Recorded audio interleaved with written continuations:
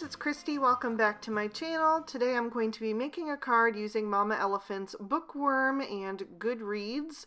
So I have stamped those images out on Spectrum Noir Ultra Smooth Premium White cardstock with Lawn Fawn Jet Black ink. And I'm going to be coloring with my Copic markers to match some pattern paper from the Echo Park My Little Girl 6x6 pad. So I'm just going to flip through until I find a sheet that I want to use as my color palette inspiration and tuck that under my cardstock panel. And because I'm coloring a cat, I decided to go back to my coloring chart that I created, showing you 12 ways to color cats, and choose one of these to use as my inspiration for that. And I decided to go with the one in the top right corner there, that kind of orange striped cat. So I'm going to be using those shades for this little guy here, starting with YR20, YR21, and YR23. I prefer to color darkest to lightest, so I'm starting with the YR23 and laying in some shadow up around the top of the head and the edges of the ears, also along the tail and the back of the body. And then I'll come in with the YR21 and begin to blend that out. I want to leave some white space in the center of the face and also a white tip on the tail. So I'm going to keep that in mind as I'm coloring. I'm also going to do the little feet to have some white socks. So moving on to the YR20 and filling in any remaining space except for the places that I'm leaving white. And then I'm going to come in with my stripes. I pulled in the YR12 and the YR14, but I decided to only go in with the YR14. I felt like I just wanted to go right in with the darker shade. So I'm just doing some very thin little triangles all along the face. I like to start right over the nose so that I'm centered, and then I just go equally on either side, and then also down the back and the tail. And I am going to let that dry and then go over that with a second layer, but I'm going to move on now and do the top book in my stack. I added in the YR18 for that to give it a bit more contrast, and then I'm going to blend that out with the YR14, and then I'll use that YR12 for the highlight. And then I did a second layer on the stripes with the YR14 off screen just to deepen them up a little bit. I just went right over the colors I'd already done.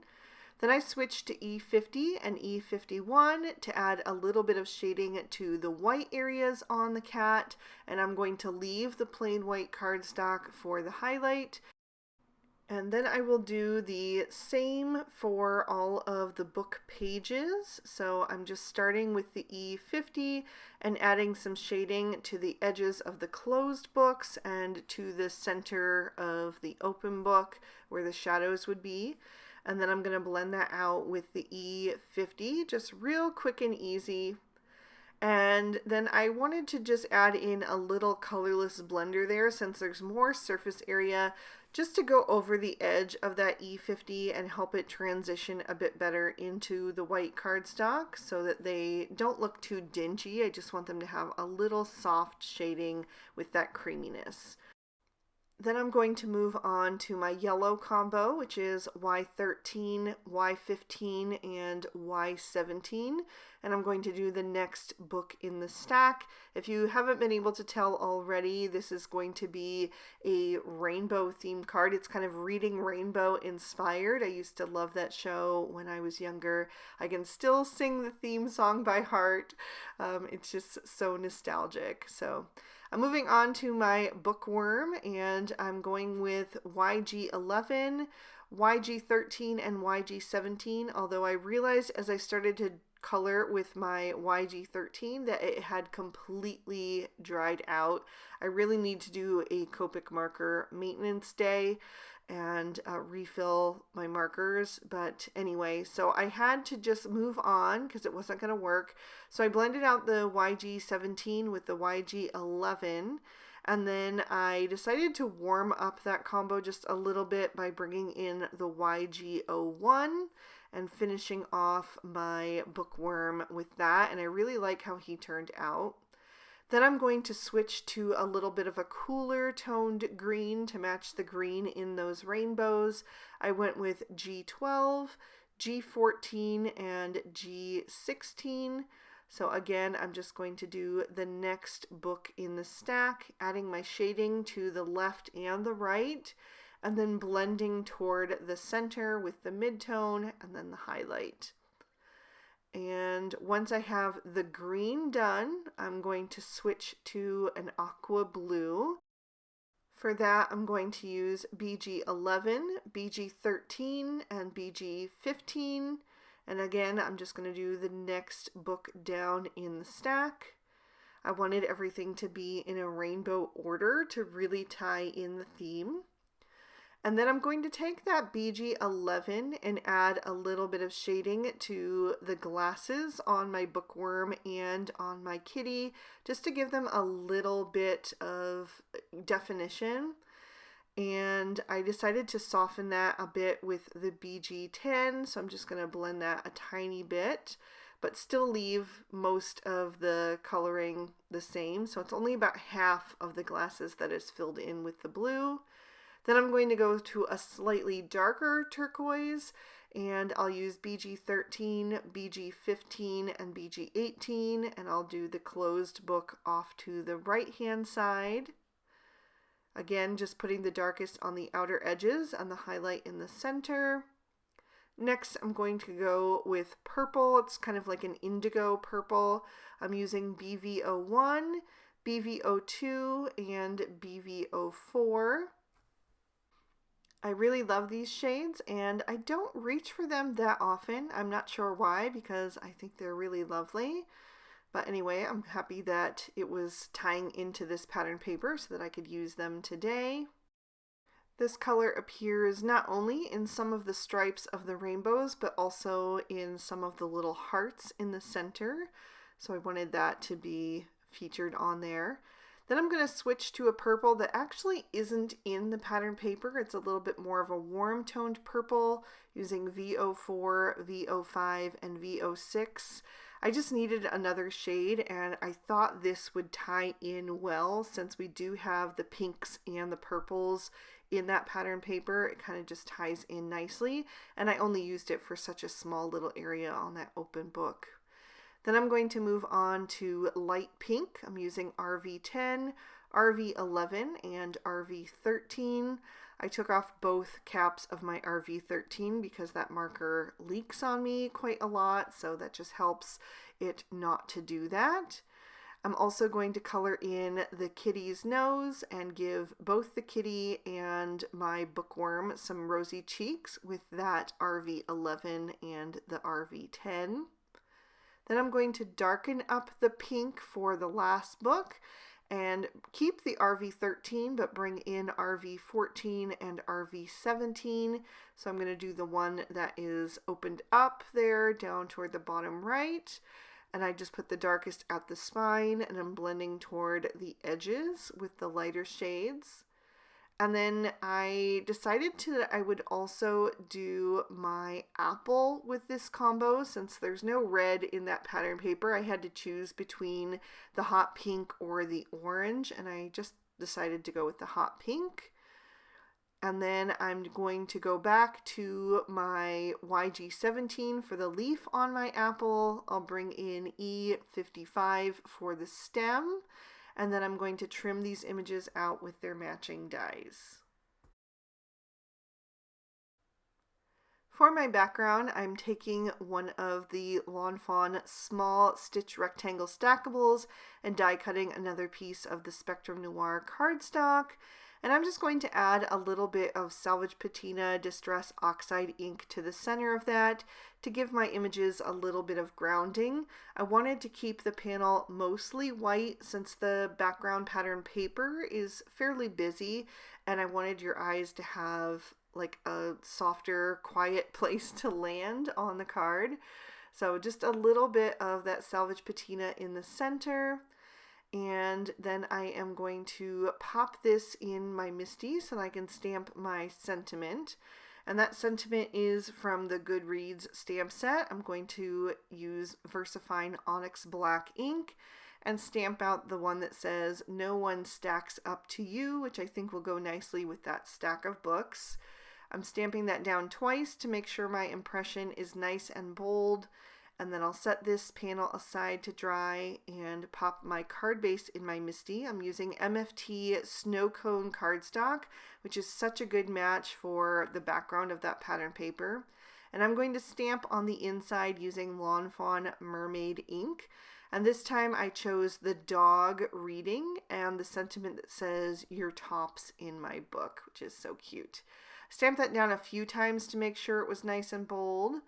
And then I'm going to go back to my pattern paper. I'm going to use the Lawn Fawn large stitch rectangle stackables to trim that out. It's going to be the same size as a standard A2 size card. And then I wanted to have something contrasting with it. I almost went with the back of the paper because it was a nice complement, but I decided I wanted to go with something a little bit different. So I'm just going back through that Echo Park My Girl 6x6 and choosing a print that I want to coordinate with this. And there were several good options, but I ended up deciding to go with this kind of like indigo purple polka dot. So I just trimmed that down into a smaller strip, and now I'm going to attach these to the front of my card using some liquid glue. So I'm going to fit that top one to the entire card front, and then the purple polka dot is going to go vertically across the center. So I just want to make sure that it is on there nice and straight, and then I can just smooth that into place. And then I have added some Scotch 3M foam tape to the back of my focal panel. So I'll peel off those release papers, center that on the card, and pop that down into place. And then I can bring in my images. I wanted my book stack to come up on the left side of that sentiment, and then I'm going to place the pink book that is kind of open and facing down on top, almost like a little house. And then on the right side underneath the sentiment, I'm going to have that turquoise book. So just figuring out where I want to place those on the card. And then I can start to glue those down into place. And then I will take that turquoise book and glue that so it's level with the pink book, so they look like they're sitting on the same surface, even though there's really nothing underneath them, but it also just helps the images to be a bit more grounded, to be level. And then I'll add my little kitty right on top of that book. And then down in front, I'm going to place the open book. So I'm going to have that kind of between the stack and also the book with the kitty on top. And then right in front of that, almost like he's reading, I'll have the little bookworm. And to the right of him, I'm going to have the apple. So it's kind of kitty corner from the pink book, which just helps draw your eye around the scene as well, to have those kind of in opposite corners. Then I wanted to add a little bit of embellishment, so I use the Hearts and Stars skinny tags from Lawn Fawn to trim out some little pink hearts in 2 different shades. I used some ballet slippers cardstock and some guava cardstock, and I did the larger, well, it's actually the small and medium out of both shades so that I could have a different variety there. And I'm just gluing a few of those down. I'm doing 3 kind of around that sentiment in a little cluster, and then 1 down toward the left-hand side at the bottom where there was a little bit of an empty space opposite the apple. And then of course I wanted to add a bit of Stardust Stickles, so I'm going to start with my little hearts and add that to the right-hand side.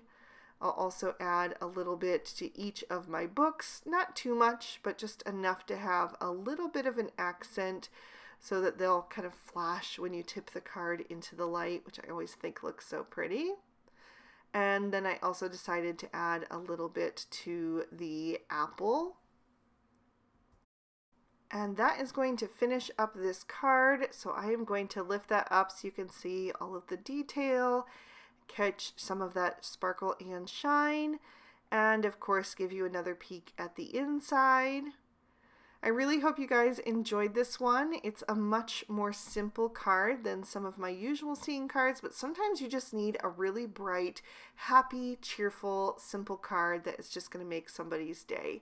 So if you liked it, please be sure to hit that thumbs up and leave me a comment down below. I love to hear from you. Subscribe to my channel if you haven't already, and ring that notification bell if you'd like to be alerted whenever I post new videos. All of the products I use will be listed and linked in the description bar below in case you'd like to pick up anything for yourself. And if you'd like to keep watching, here are 2 extra videos I thought you might also enjoy. Thank you so much for spending your time with me today. I hope you had a good one, and I'll see you soon in another video. Bye-bye.